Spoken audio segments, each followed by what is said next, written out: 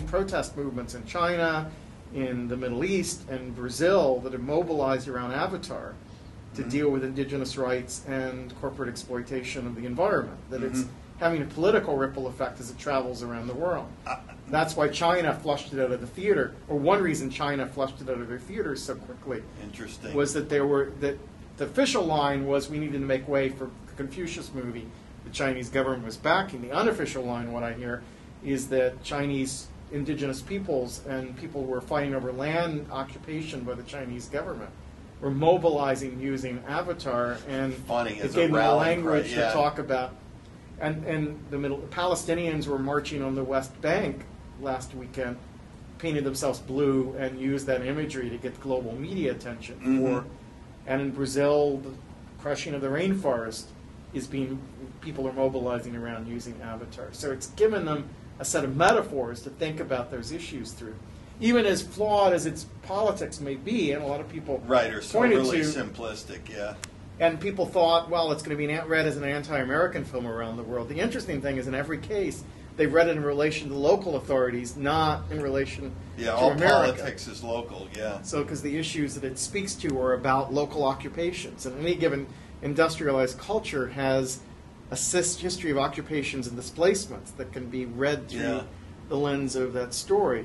I thought that one thing that was interesting about Avatar that people haven't talked about is that they talk about how immersive the 3D is, but it was also immersive in that the aesthetics were so, the span of the aesthetics was so severe.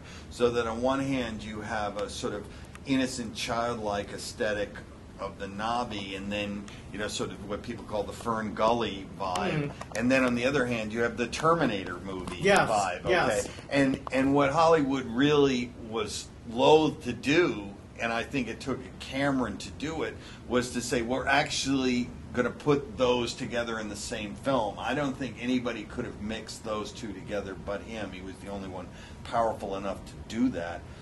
And I think that, in a way, it reflects sort of a desktop menu thinking. That young people, the world today is now more prepared to say, I can click on this and juxtapose just things. Remix them and bring them together. Yeah, it's the mashup, factor, which, it's Hollywood always has to be dragged into change, kicking and screaming.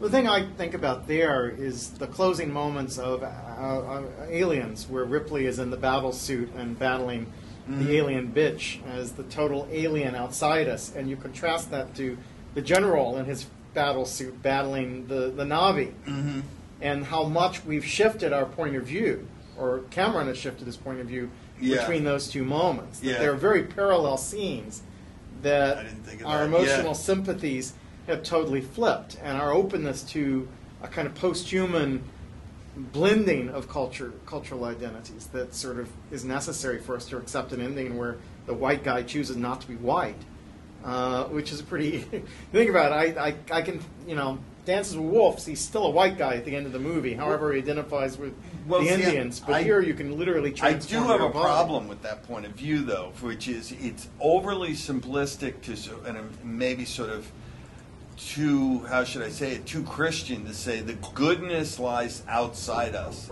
Heaven is not here. Heaven is somewhere else. It's removed, and there is only this sin that we are, which is a sort of, hopeless point of view to take versus a more Eastern philosophy, which is it's all one, and whatever good there is in us, we just have to expand on that goodness. So it's a little bit of a problem for me to go there to just say, okay, let's just close the book on who we are, and it has to be completely other.